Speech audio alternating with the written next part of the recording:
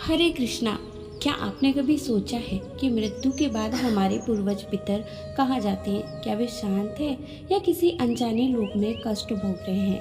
क्या कोई ऐसा मार्ग है, कोई ऐसा दिव्य सेतु जो इस लोक को उस लोक से जोड़ सके? शास्त्रों में एक ऐसा व्रत जिसकी शक्ति यमलोक के द्वारों को भी भेज सकती है। एक ऐसा विधान जो आपके पितरों की 7 पीढ़ियों तक को नरक की पीढ़ी से निकालकर सीधे बैकुंठ पहुंचा सकता है। यह कोई साधारण व्रत नहीं है। यह है पितरों को मोक्ष दिलाने वाली आश्विन मास के कृष्ण पक्ष की परम शक्तिशाली इंदिरा एकादशी। अगर आप भगवान श्री कृष्ण के भक्त हैं तो इस चैनल को सब्सक्राइब करके वीडियो को लाइक कीजिएगा और कमेंट में जय श्री कृष्ण जरूर लिखिएगा। आज की इस वीडियो में हम सुनेंगे वो कथा जो स्वयं श्री कृष्ण ने युधिष्ठिर को सुनाई थी। वो संपूर्ण विधि जो एक पुण्यात्मा राजा ने अपने पिता को यमलोक से मुक्त कराने के लिए की थी। और साथ ही आप जानेंगे इंदिरा एकादशी की सही तिथि और शुभ मुहूर्त व्रत पारण के समय के बारे में।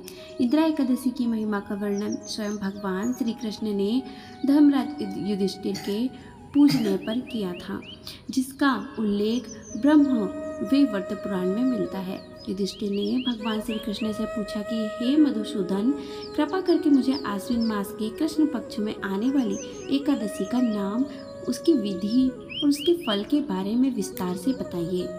तब भगवान श्री कृष्ण ने कहा कि हे राजन, इस एकादशी का नाम इंदिरा है और यह पापों को नाश करने वाली तथा पितरों को अधोगति से मुक्ति दिलाने वाली है। इसकी कथा सुनने मात्र से ही वाजपेयी यज्ञ के बराबर फल की प्राप्ति होती है।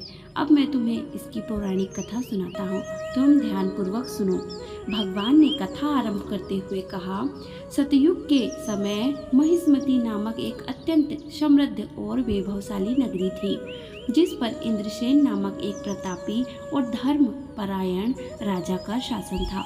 राजा इंद्रसेन इतने तेजस्वी थे कि उनके प्रताप के आगे शत्रु स्वयं ही नतमस्तक हो जाते थे। वे भगवान श्री कृष्ण विष्णु के अनन्य भक्त थे और उनका संपूर्ण जीवन धर्म, न्याय और प्रजा के पालन में ही व्यतीत होता था। उनके राज्य में प्रजा हर प्रकार से सुखी और संतुष्ट थी। एक दिन जब इंद्रसेन अपनी राजसभा में सुखपूर्वक बैठे थे, तब आकाश मार्ग से देवर्षि नारद का आगमन हुआ। राजा इंद्रसेन ने तुरंत अपने सिंहासन से उठकर देवर्षि को साष्टांग प्रणाम किया, उनके चरण धोए और उन्हें सम्मानपूर्वक एक उच्च आसन पर बिठाया। राजा इंद्रसेन के हाथ जोड़कर अत्यंत विनम्रता से पूछा कि हे मुनि श्रेष्ठ, आपके दर्शन मात्र से मेरा जीवन धन्य हो गया। कृपया करके अपने आगमन का प्रयोजन बताइए। राजा की भक्ति से प्रसन्न होकर देवर्षि नारद ने कहा कि हे राजन, तुम्हारे शासन और गुणों की प्रशंसा तीनों लोक में होती है। मैं तुम्हें एक आश्चर्यजनक बात बताने आया हूँ। कुछ समय पहले मैं ब्रह्मलोक से यमलोक गया था, जहाँ मैंने तुम्हारे धर्म परायण पिता को यमराज की सभा में बैठे देखा। पिता का समाचार सुनकर राजा इंद्रसेन को अत्यंत प्रसन्नता हुई, किंतु उन्हें उत्सुकता से पूछा कि हे देवर्षि, यदि मेरे पिता इतने धर्मात्मा थे तो उन्हें यमलोक में क्यों रहना पड़ रहा है। इस पर नारद मुनि ने गंभीर होकर कहा कि हे राजन, तुम्हारे पिता वास्तव में एक महान पुण्यात्मा थे, किंतु दुर्भाग्यवश उनसे एकादशी व्रत के अनुष्ठान में कोई त्रुटि हो गई, जिससे व्रत खंडित हो गया। उसी एक दोष के कारण उन्हें अभी तक मोक्ष की प्राप्ति नहीं हुई है। उन्होंने मुझे तुम्हारे लिए एक संदेश भेजा है। राजा का हृदय यह सुनकर कांप उठा। उन्होंने व्याकुल होकर संदेश के बारे में पूछा। नारद जी ने कहा, तुम्हारे पिता ने अत्यंत करुण स्वर में कहा है कि यदि मेरा पुत्र इंद्रसेन मेरे निमित्त आश्विन मास की इंदिरा एकादशी का व्रत विधि पूर्वक करे तो उस व्रत के पुण्य प्रभाव से मैं इस यमलोक से मुक्त होकर स्वर्ग को प्राप्त कर सकता हूँ। यदि पिता के कष्ट का समाचार सुनकर राजा इंद्रसेन की आंखों से अश्रुधारा बह निकली। उन्होंने दृढ़ निश्चय के साथ देवर्षि नारद से कहा, देवर्षि, मैं आपको वचन देता हूँ कि मैं अपने पिता की मुक्ति के लिए इस इंदिरा एकादशी का व्रत अवश्य करूँगा। आप कृपा करके मुझे इस व्रत की संपूर्ण विधि और नियम विस्तार से समझाएं।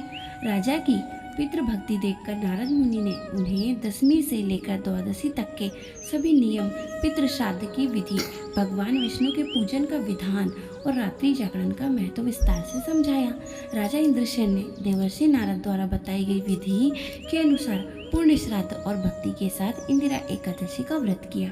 जब 12वीं के दिन उन्होंने व्रत का पारण किया, उसी क्षण आकाश से फूलों की वर्षा होने लगी और उन्होंने देखा कि उनके पिता गरुड़ पर विराजमान होकर दिव्य आभूषणों से सुसज्जित होकर वैकुंठ धाम की ओर जा रहे हैं। उन्होंने आकाश से ही अपने पुत्र को आशीर्वाद दिया। यह देखकर राजा इंद्रसेन का जीवन सफल हो गया। भगवान श्री कृष्ण ने युधिष्ठिर से कहा कि हे पार्थ, जो भी मनुष्य इस कथा को पढ़ता या सुनता है वह समस्त पापों से मुक्त होकर अंत में वैकुंठ को प्राप्त करता है। बोलिए श्री लक्ष्मी नारायण भगवान की जय। बोलिए राधे कृष्ण भगवान की जय। इसी के साथ हमारी इंदिरा एकादशी की कथा यहीं पर समाप्त होती है।